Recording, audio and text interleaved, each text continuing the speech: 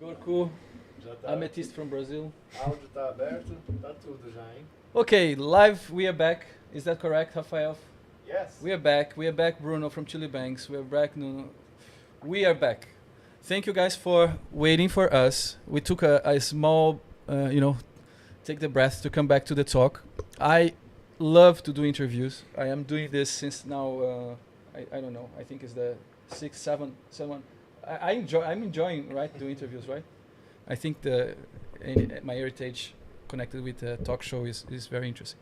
So, but here the purpose is very much, even though we want to be a little bit more entertaining, this is very hard because I'm not a professional entertainer. I'm a builder. I'm a, in blockchain, long time I don't program very good, but even though we want to bring a bit more entertainment, excuse me if I'm not that entertainer, if sometimes I can get boring, is because I'm not a professional entertainer.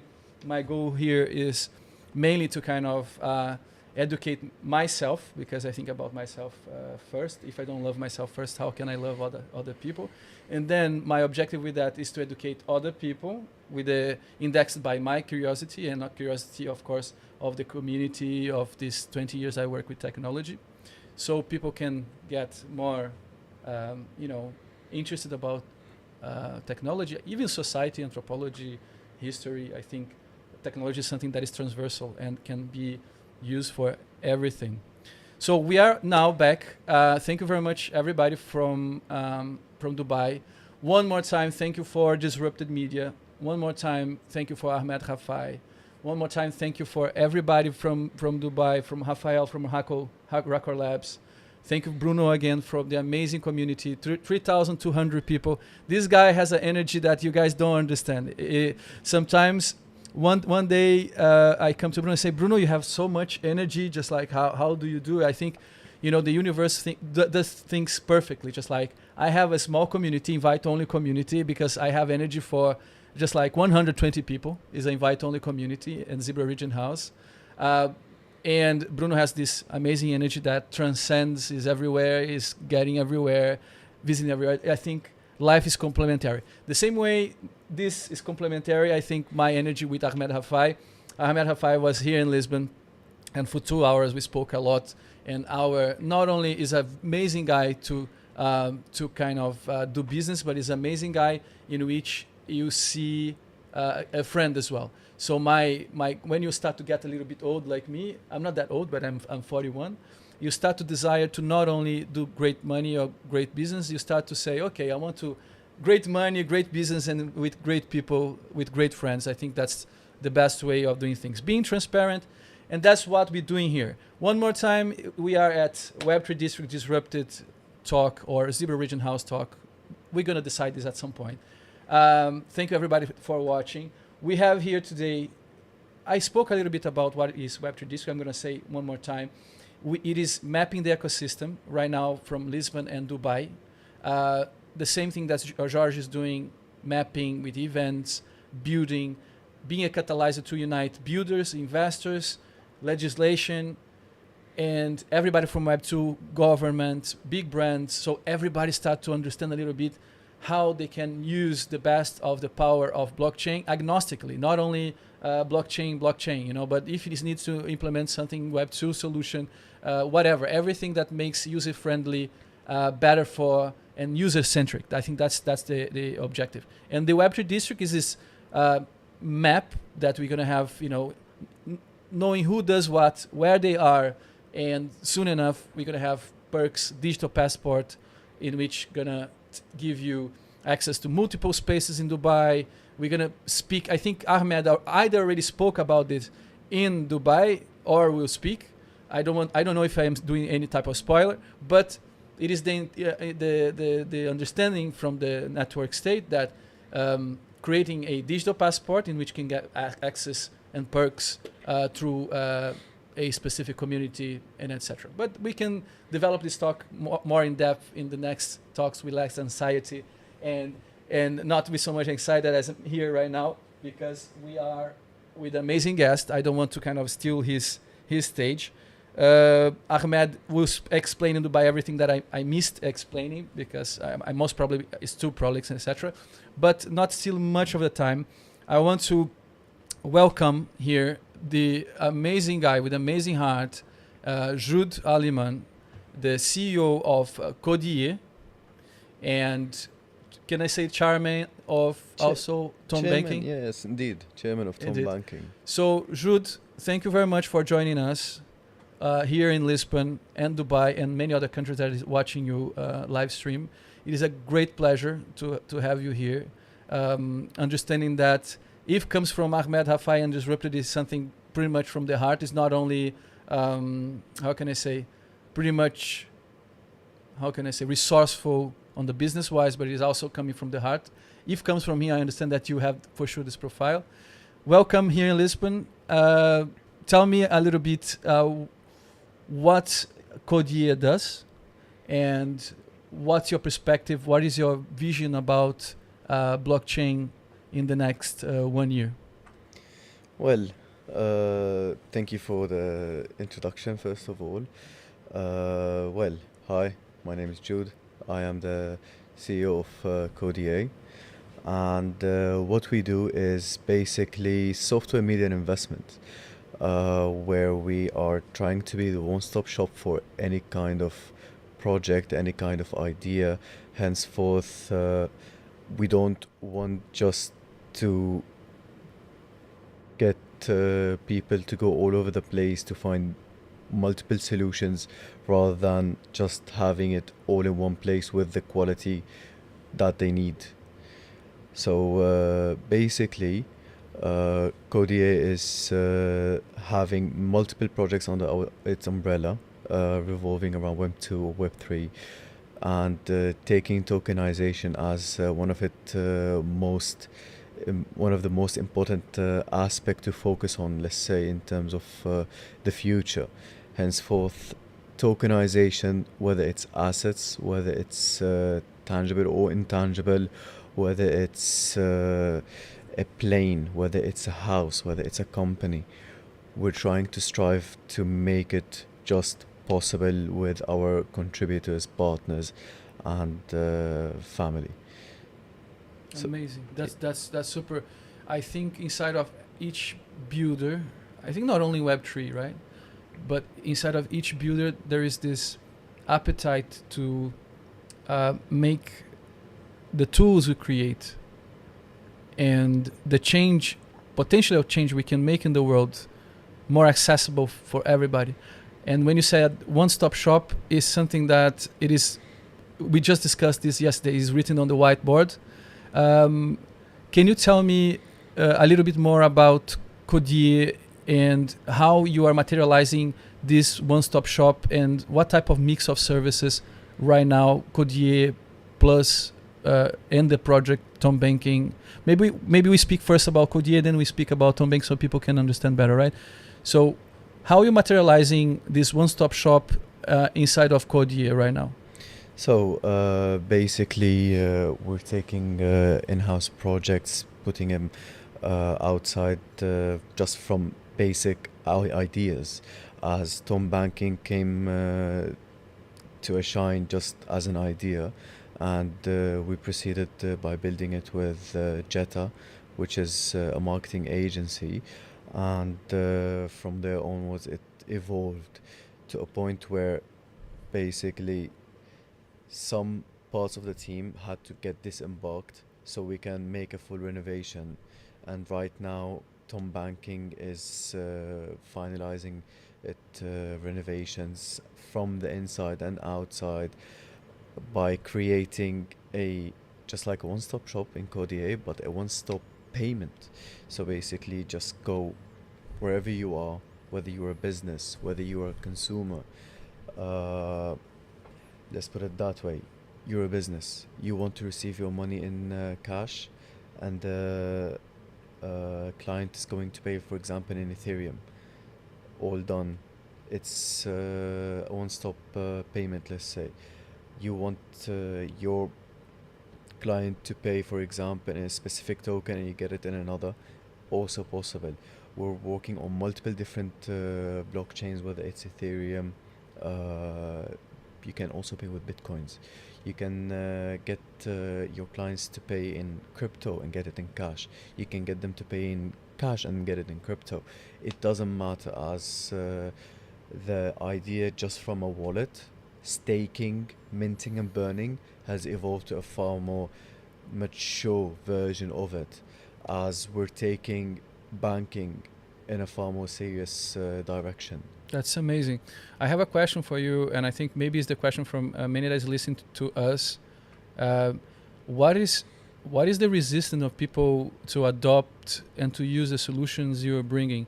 So it is the client is coming already with you saying, "Hey, Joud, I need a solution in which helps me to kind of to payment system," or is there some type of proactivity and education from your side to reach people that is not coming to you to say, "Hey, do you know that using blockchain and our solution, how is the relationship on acquiring new clients? Are they coming, or you need to do an effort to educate and bring them in?"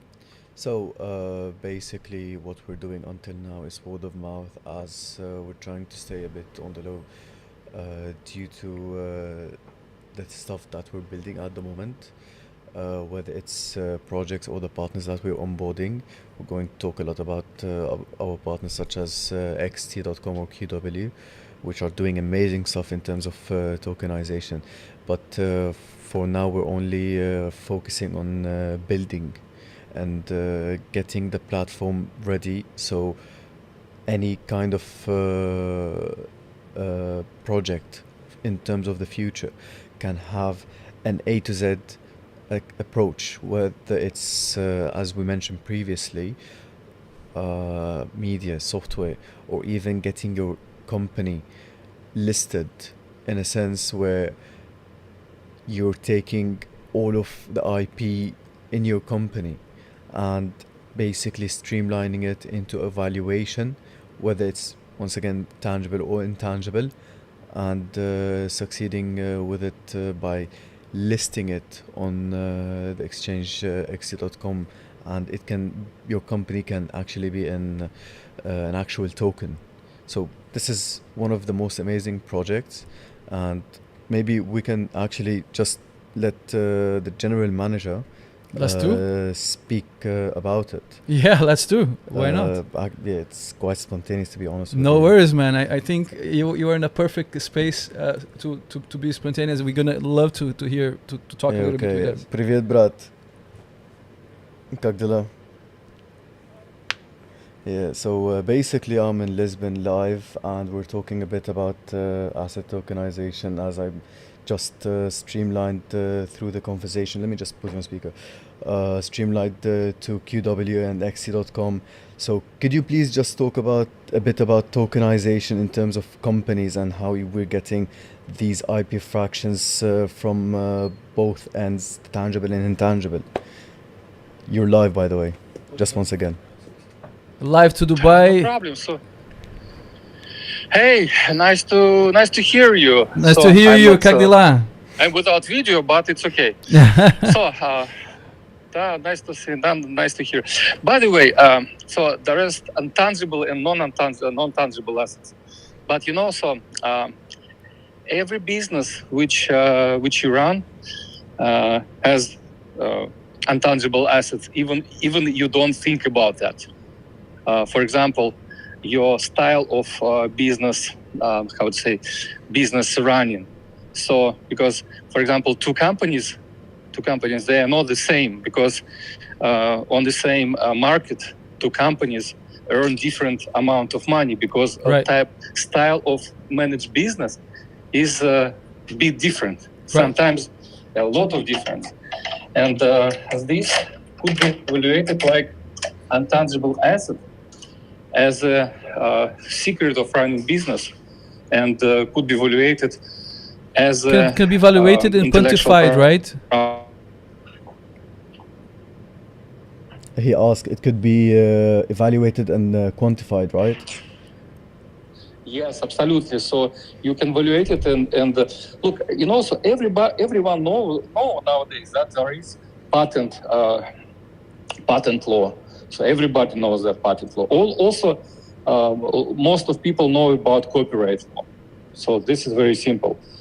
So if you have, so patent is understandable. So you go to some invention.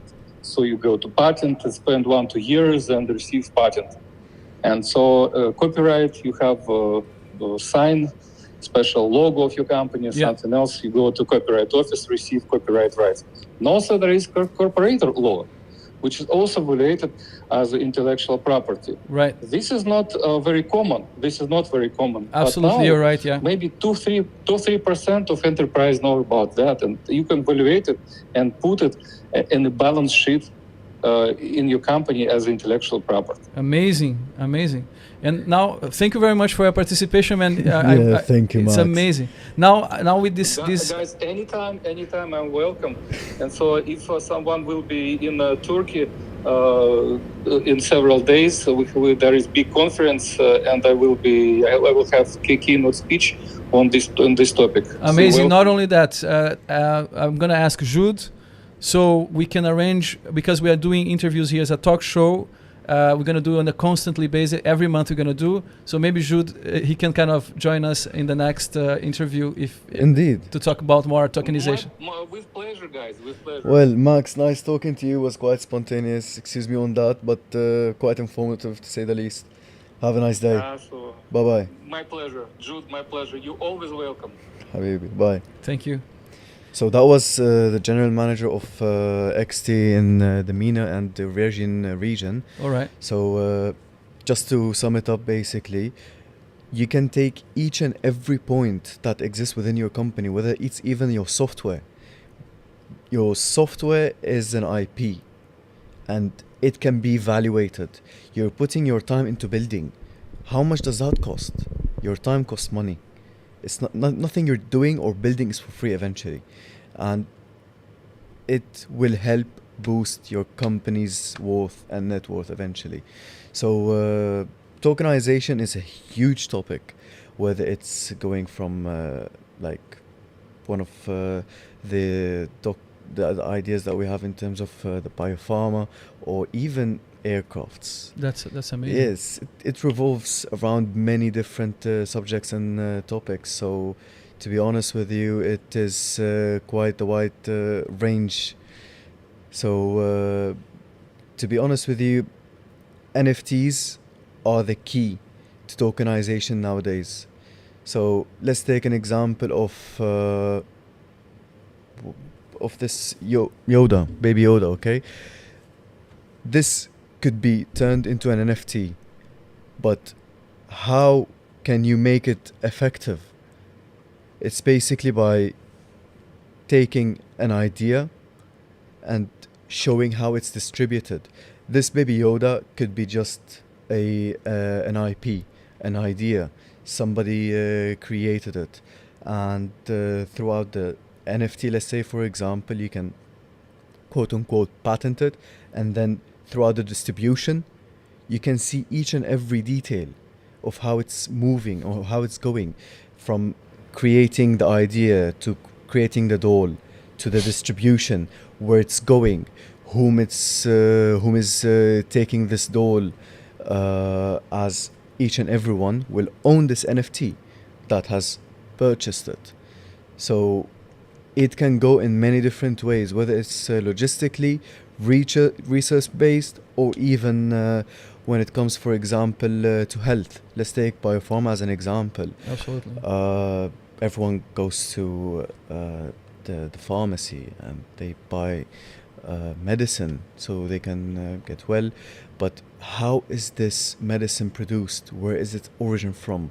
How is it created? Who is the man behind it? Who's the company behind it? Because nowadays, when J&J or what was Pfizer was it called? It lacked a lot of information about the research, how the trials, the time. Exactly, the trials, and even not many people trusted the vaccine. Not many people got vaccinated because it lacked many information. Therefore, NFT and blockchain is the solution in terms of that. Henceforth, you take this idea of the vaccine and you can start tokenizing it, and show each and everyone how it's going through the process, so they can have more trust in you as an individual, corporate, or a government. Absolutely. It can go from an individual to a huge range of people. You're not talking about some people that are from the same nuance or niche or target audience. No, you're talking about people from third world countries, first world countries, people that know how to develop, people know how to market, people that are illiterate. So by being transparent, you can get into their hearts and gain their trust. Absolutely, yes. And there is, what you're saying is very interesting, that because I knew the compliance director of one big pharma from United States that is the biggest biotech, private biotech in the world. And one of the struggles of this person that was constantly working here with us was to exactly, because the trials and what you do with the medicine, as you're saying, pretty much, he needs to be audited, needs to have compliance. So all this bureaucratic structure, it is preventing that the medicine gets to the patient earlier. So at some point, must be happening right now. There is already a medicine that can heal cancer. You hear me good? That is not in the shelves because the process of trials, compliance, bureaucratic, that you need to have a institution that validates that the trials is doing the right way, that is using right material, that the company is compliant. Okay, but you're forgetting one important part. Who are the people that are making the audits? Exactly. How do we trust them? Absolutely. So Yeah.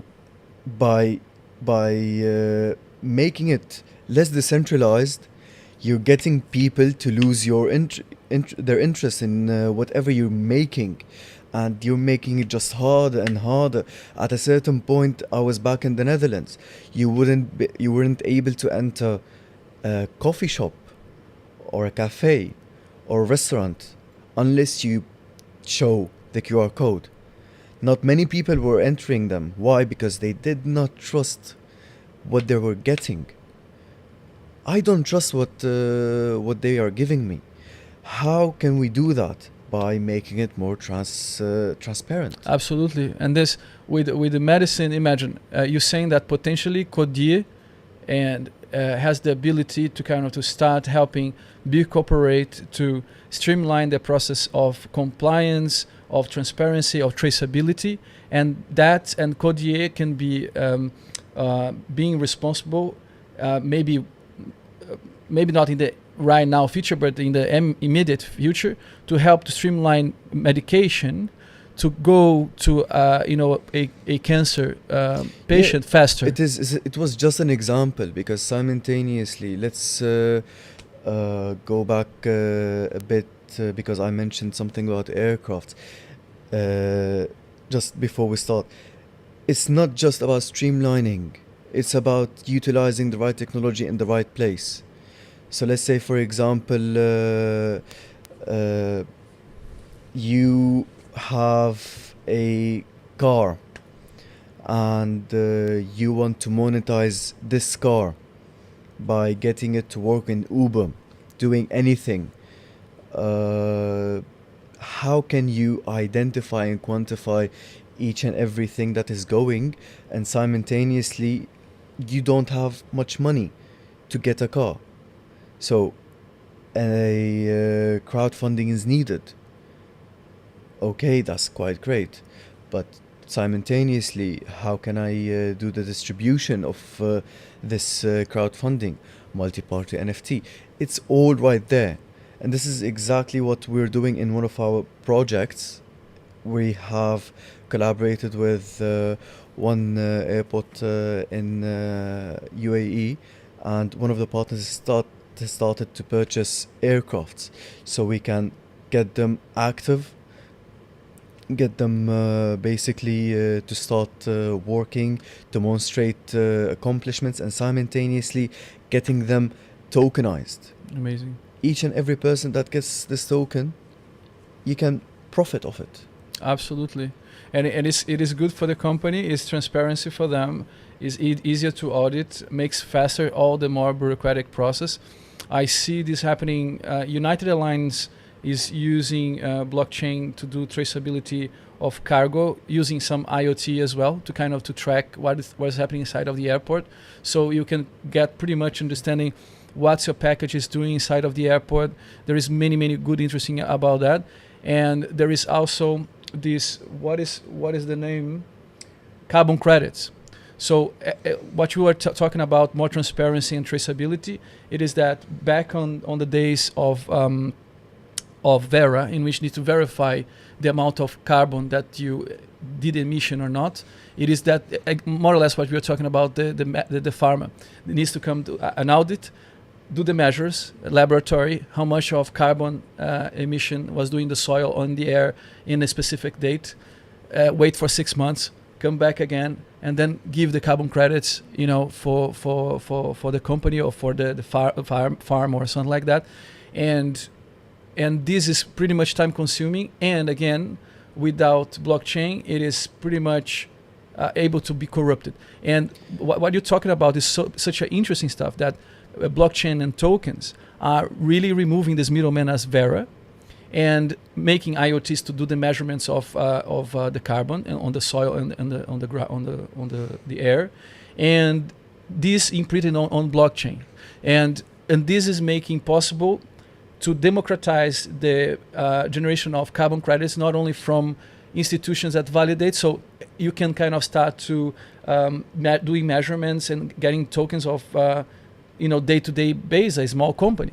And that means that we can eventually compensate a little bit more in a more practical way. So there is as you are telling me, as I understood, there is a whole economy behind the airports, and how token and blockchain can be used to do traceability.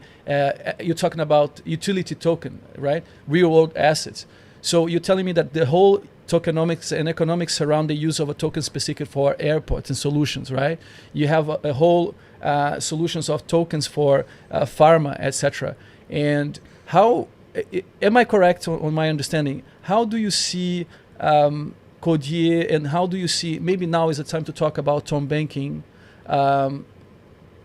helping those ecosystems of tokenomics to do the better use of those tokens and real world assets. What is the role right now of TONBanking on these structures of tokens for big corporate that is willing to use blockchain not only for finance but using for traceability for other cases? Let's put it that way.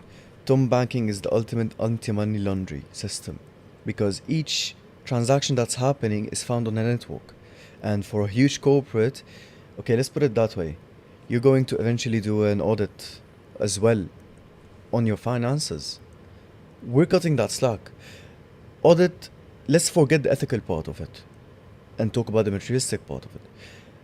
In terms of material, you're paying money for a company to do the audit that's certified by X. We're cutting this part. Instead of paying hundreds of thousands of dollars, you're just utilizing a system that will cost you just the amount to build it, run it, and that's it for the rest of your life. That's mainly it. Whether it's TONBanking, whether it's the biopharma solution, whether it's the aircraft solution, it's not just cutting you slack from the ethical part, but it's also cutting slack from the finances part. Absolutely. Because it's heavy, right? So the same thing that Bitcoin did with removing banks and making money cheaper, because banking to build trust between two people became so much expensive, right? And I think what you're talking here is, correct if I'm wrong, it is also to make easier, faster, but a less expensive structure on auditing, right?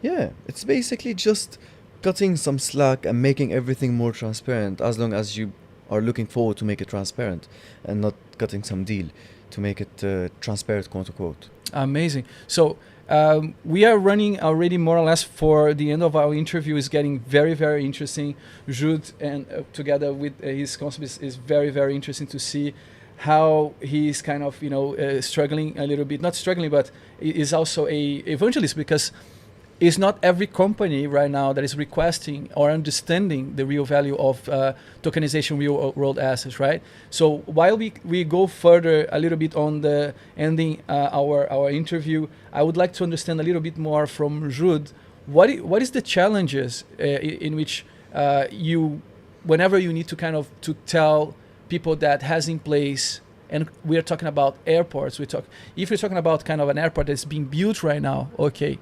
But if you're talking about airports that has in place such a huge structure, what is your challenge ahead if you are given the job to kind of to sell the understanding of tokenization for a big airline in which has all maybe in between bureaucratic, politics to change? How do you see the challenge, and how you foresee to mitigate this not bottleneck, but this friction? So basically, you're talking about how to make it less expensive? No, how to imagine, just like, for sure there is an understanding that blockchain and token it is doing right now, and can in a large scale help many pharma companies, biotechs, you name it, big corporation, to do their job better, faster, and cheaper, right? But what is your challenges if you right now needs to kind of how can I say, make a company with a big structure that is not connected with blockchain, to tell them, hey, this can help your company to get better margin profit, sell better, get more transparency for PR, better, how can I say, public opinion. How is your effort right now to bring this amazing technology, this protocol, you name it, to companies, big corporation that don't understand the power of it? Transparency, less costs.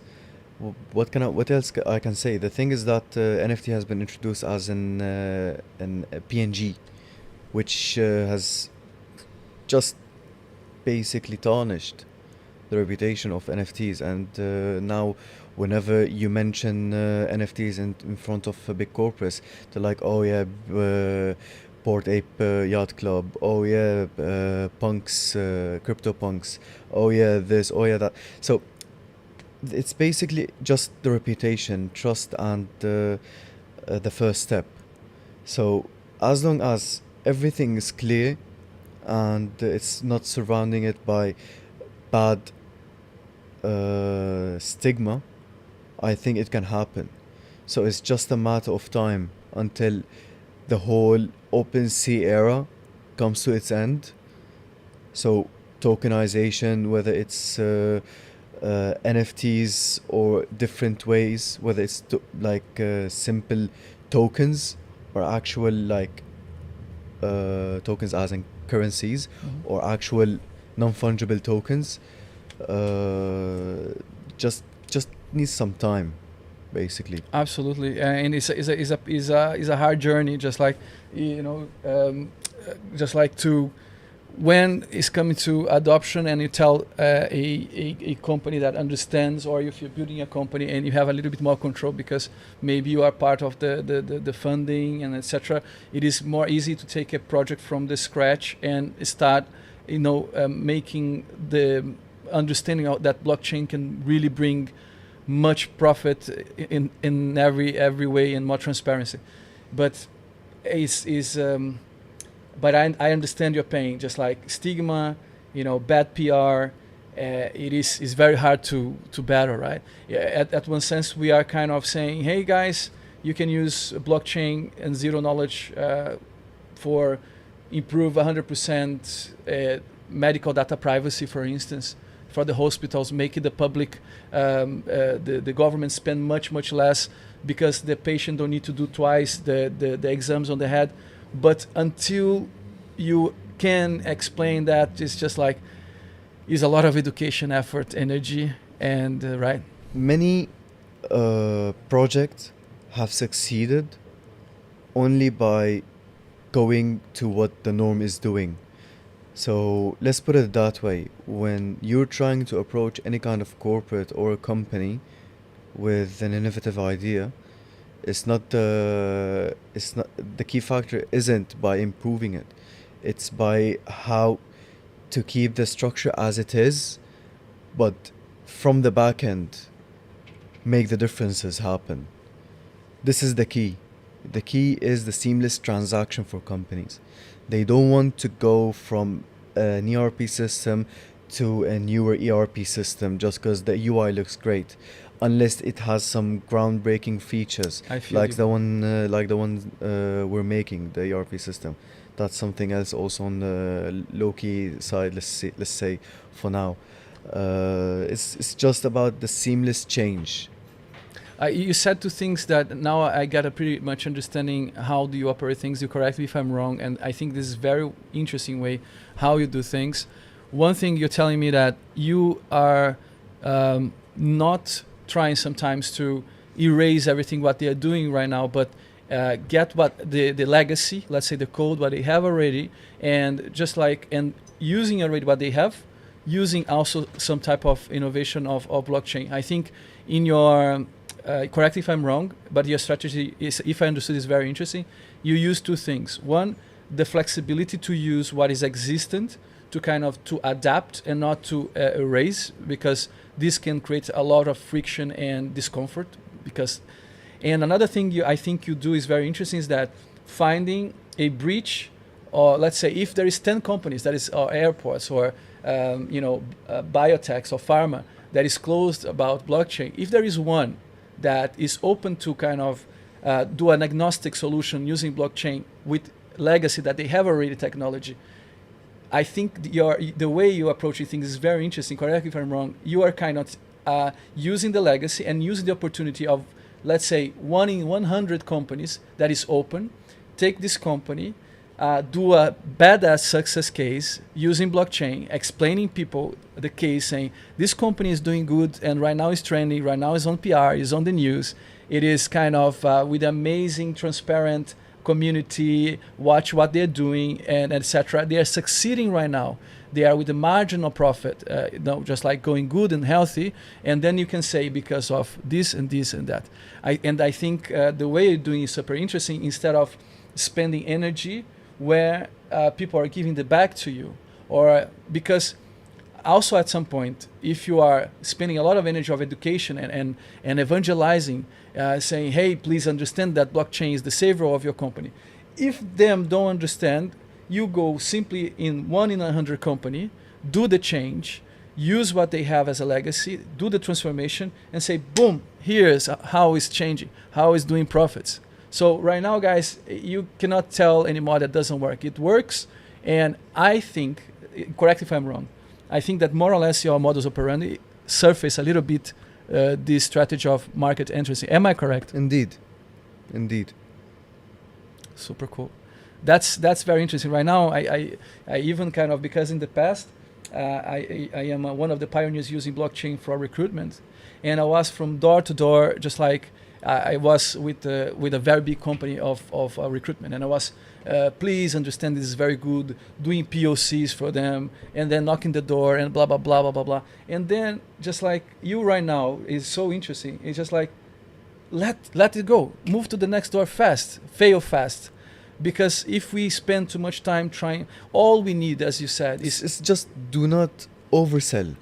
Oversell is such a bad habit of Absolutely. anyone, because when you oversell, you cheapen the idea as soon as you start doing that.